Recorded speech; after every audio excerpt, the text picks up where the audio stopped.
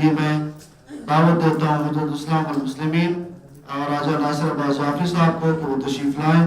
اور مختصر وقت میں اپنے خیالات کا اظہار کریں۔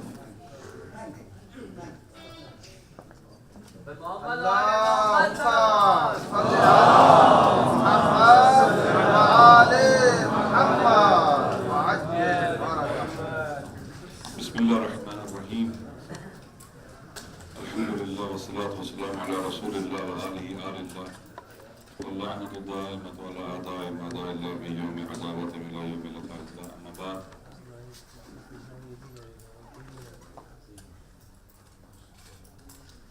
فقد قال مولانا الامام علی بن ابی طالب علیہ السلام اوصیکم بتقوی اللہ والنظم امرکم۔ خدا کی بارگاہ میں دعا ہے کہ اللہ تعالیٰ ہماری اس مجلس کو اپنی عبادت قرار دے، اسے اپنے قرب کا وسیلہ بنائے اور توفیق دے ایسے لفظ زبان سے صادر ہوں جس میں اس کی رضا اور خوشنودی اور امام زمانہ کی تائید شامل ہو۔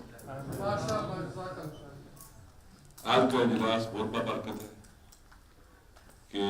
وسیلہ بنا کہ دور دراز سے آئے ہوئے کن کے فارغ تحصیل جن کے ساتھ ہم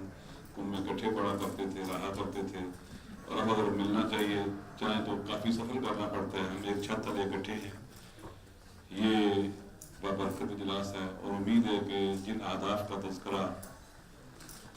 اس اجلاس کے اہداف کے طور پر بیان کیا گیا، امید ہے کہ جو ہیئت مدیرہ بنے گی وہ کام کرے گی، طلاب کو، علماء کو، فضلاء کو جو ہم موجود ہیں اس خطے کے اندر انہیں منظم رکھے گی، ان سے رابطہ رکھے گی، اور علماء کی اور فضلاء کی اور فارغ التحصیل حضرات کی بہتری کے لیے کام کرے گی، اور تاکہ ہم اپنی ذمہ داریوں کو بہتر طور پر انجام دے سکیں۔ ہم اس کو خوشائند سمجھتے ہیں کہ جناب آغا ہاشمیان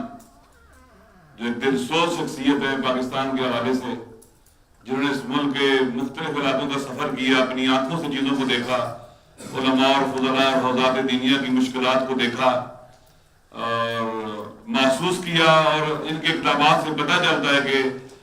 جو ذمہ داری انہوں نے لی ہوئی ہے اسے انجام دینے کے لیے بھرپور کوشش کر رہے ہیں، مرتب سفر پاکستان میں کرتے ہیں۔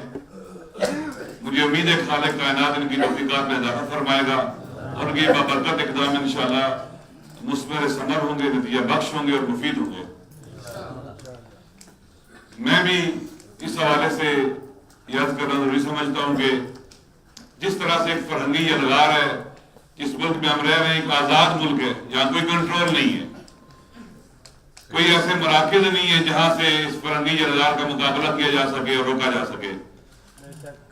مکتب تشیع اندرونی اور بیرونی دونوں طرفوں سے یلغار کا شکار کئی سالوں سے رہا ہے۔